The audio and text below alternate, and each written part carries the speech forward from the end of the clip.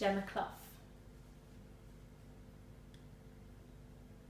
On the morning of February 8th, 1978, my husband came down to take our two oldest children to school. He went out to check the car, which was something he had to do all the time. They put the bomb right up into a cavity in the car and he didn't find it. The ironic thing was my husband was a very keen fisherman and they'd connected an invisible fishing line to it. My husband got into the front seat beside my daughter Leslie and my 8-year-old son Richard got into the back. I had my 3-year-old Lindsay in my arms and I went to the window to wave them off.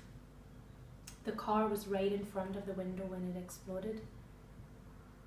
The shock of the impact left me motionless, unable to see or hear anything, and it was only my child talking about the smoke and broken glass that made me realise what had happened.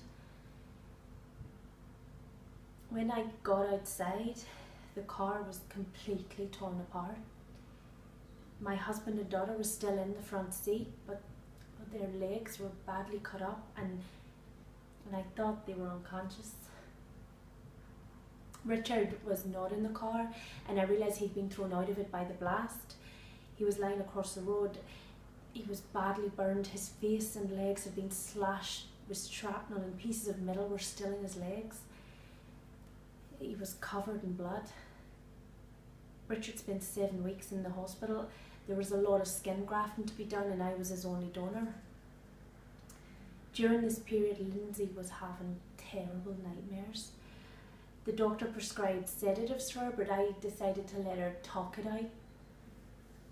When Richard came home on crutches, we had a celebration, but Lindsay refused to believe her dad and Leslie weren't in another hospital.